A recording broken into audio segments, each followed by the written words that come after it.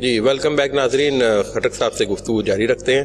جی خٹک صاحب، یہ بتائیے گا، ادارے کی نجکاری کی بازگشت کبھی تھوڑے تھوڑے عرصے بعد سنائی دیتی ہے، آپ کیا سمجھتے ہیں کہ نجکاری کی جا رہی ہے یا نہیں؟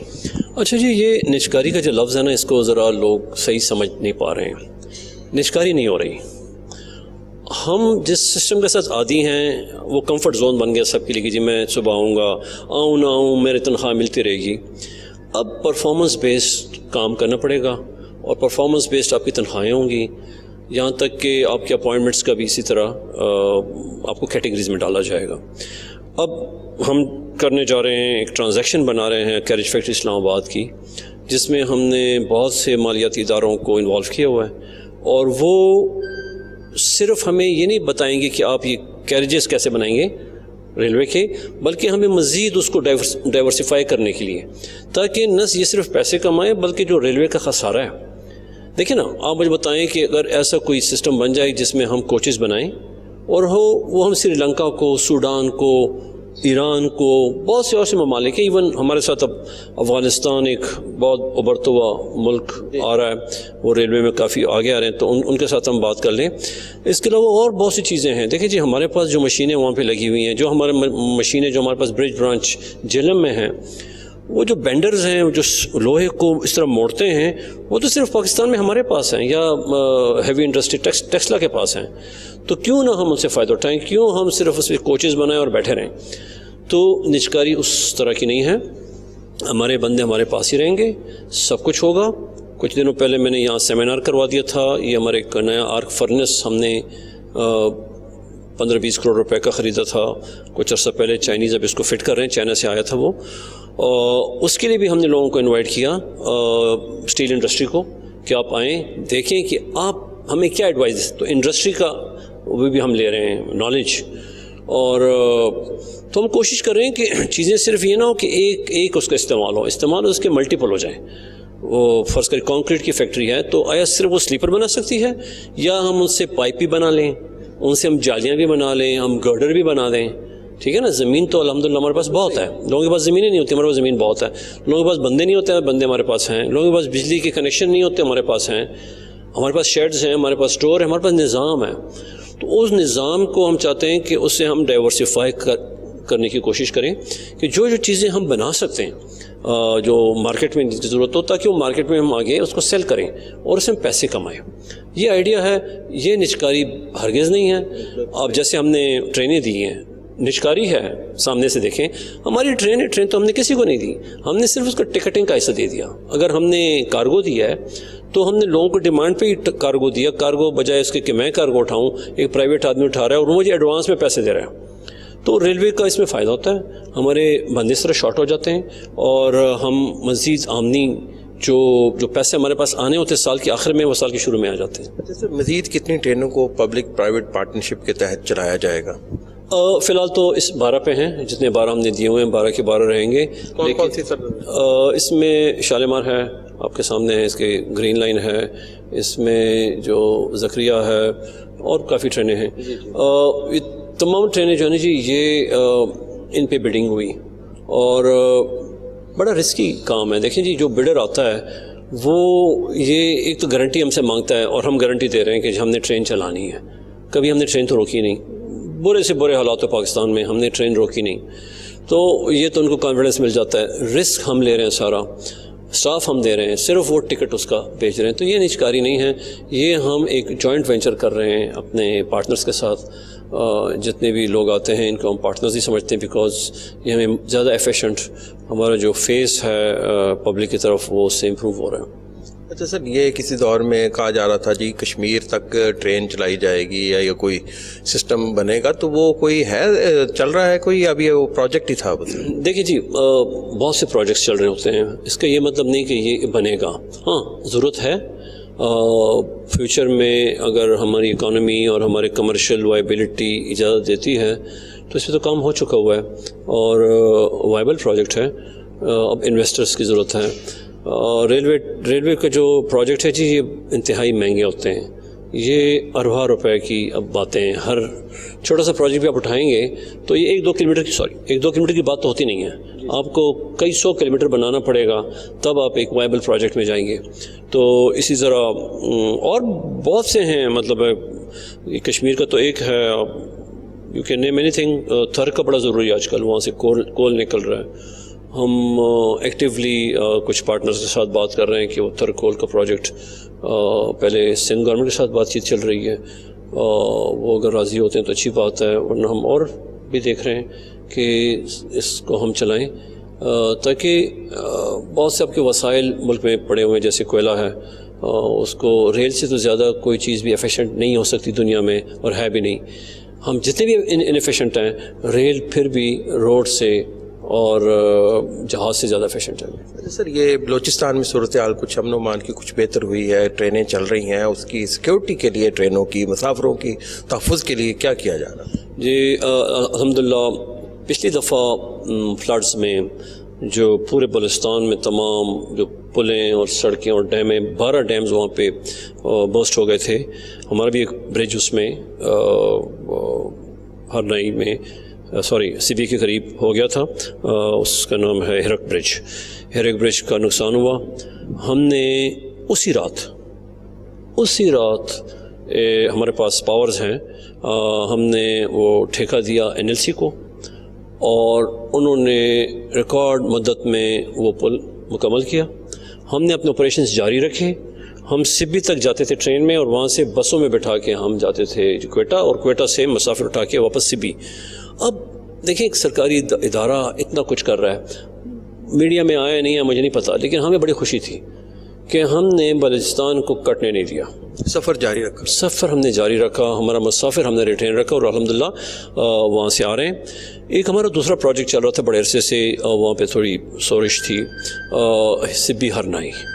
یہ ایک بہت ہی شارٹ روٹ ہے ہرنائی سے اور خوست سے ٹورڈز سبی کی طرف، لیکن یہ کئی سال پہلے فلڈز میں اور جو مقامی حالات تھے اس کی وجہ سے افیکٹ ہوا ٹریک، اور یہ کام بھی تقریباً اب مکمل ہونے جا رہا ہے، اور انشاءاللہ ان قریب چند دنوں میں ہم اس کو باقاعدہ اوپن کریں گے CBNI ٹریک کو. اس پہ بڑی تیزی سے کام ہو رہا ہے، اس میں پروونشل گورنمنٹ اور تمام لا انفورسمنٹ ایجنسیز ہمیں فل فلیج سپورٹ دے رہے ہیں. تو انشاءاللہ یہ ایک اور سیکشن جو کئی سالوں سے بند تھا یہ اوپن ہو گیا.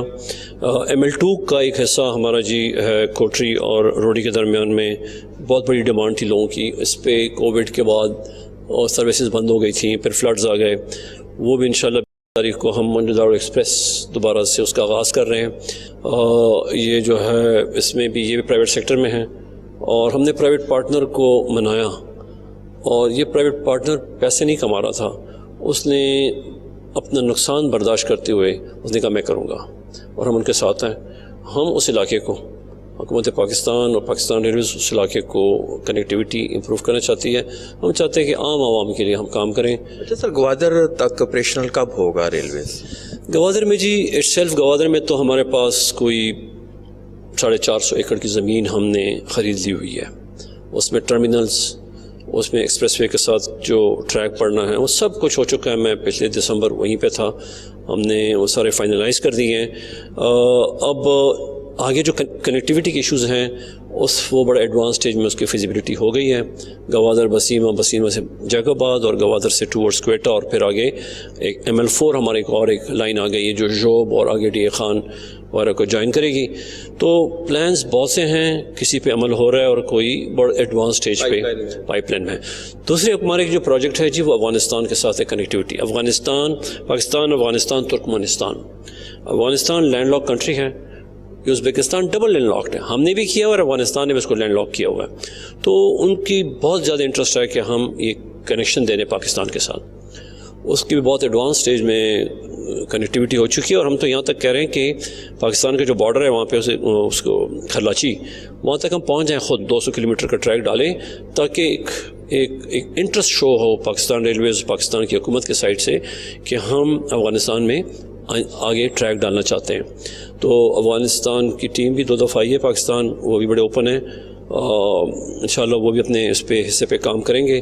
تو یہ ایک ہماری ایک انٹرنیشنل کنیکٹیوٹی، کراچی پورٹ اور پورٹس جو ہیں بن قاسم ہو گیا اور کراچی پورٹ ہو گیا، اس کی کنیکٹیوٹی ود سینٹرل ایشیا، تو ایک بہت بڑا خواب ہے ٹرانسپورٹ سیکٹر کا اور ممالک کا، تو انشاءاللہ وہ پورا ہو جائے گا. اچھا سر، یہ ٹورسٹ ٹرین بھی چلتی تھی اسٹریم انجن کے ساتھ یہ کے پی کے میں خیبر پختونخوا میں، تو وہ اس کی کیا اب فیوچر اس کا نظر نہیں آ رہا، کیا آپ کہیں گے؟ جی، یہ پشاور لنڈی کوتل ایک سفاری ٹرین تھی، وہ چلتی تھی، اور 2010 میں بڑے ڈیواسٹیٹنگ قسم کے فلڈز آئے تھے، تو اس میں اس علاقے کے بہت سے پورشنز بہت افیکٹ ہوئے. اب یہ وہ دور تھا کہ ریلوے میں کافی مسائل تھے فنڈز کے، تو آپ کو چوز کرنا ہوتا ہے کہ میں خرچہ ادھر کروں یا ادھر کروں. وہ اس چکر میں ہم سے رہ گیا ہے. اب صورتحال یہ بنی ہوئی ہے کہ اس کو کچھ پورشن ایئرپورٹ میں سے، پشاور ایئرپورٹ کے تھرو گزرتا ہے.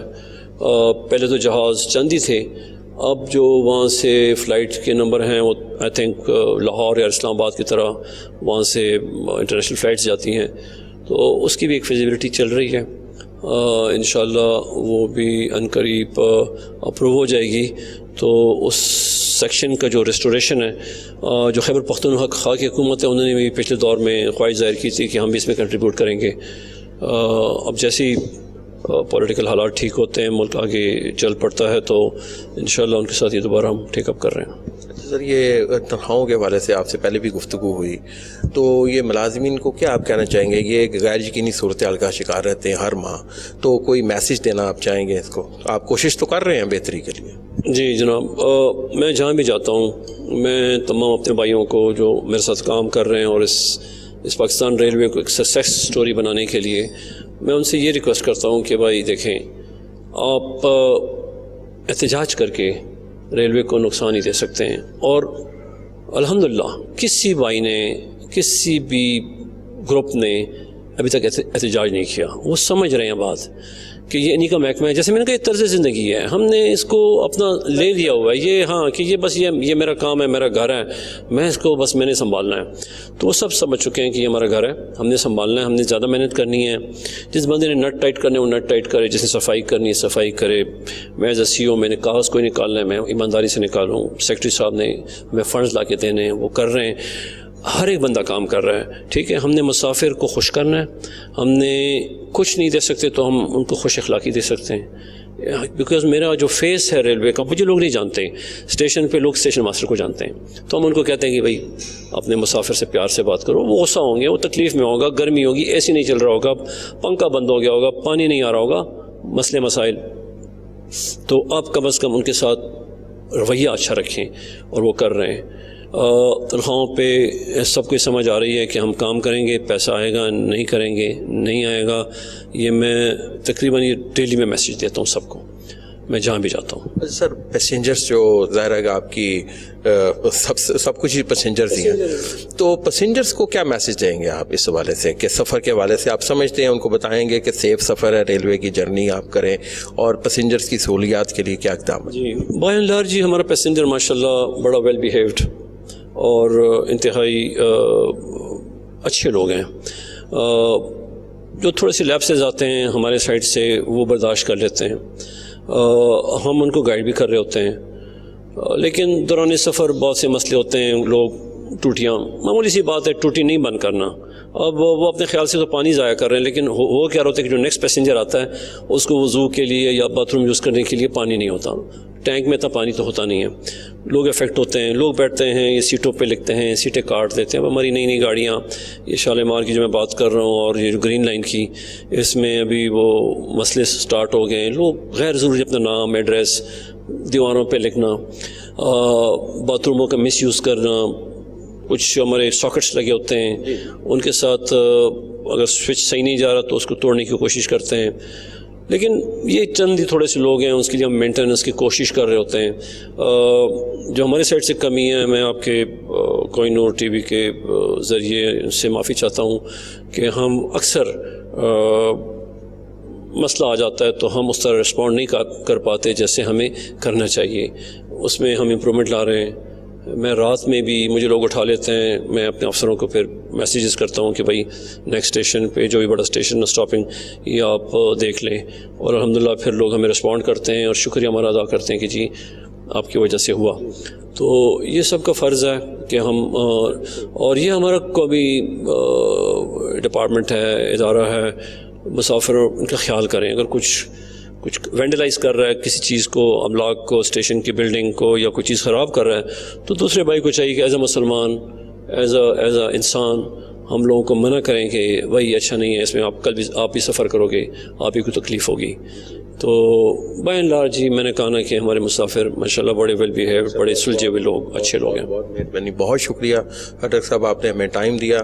جی ناظرین، گفتگو سنی آپ نے اپنا ارشد صاحب کی. انہوں نے واضح کیا ہے کہ جی ریلوے کی نجکاری نہیں کی جائے گی.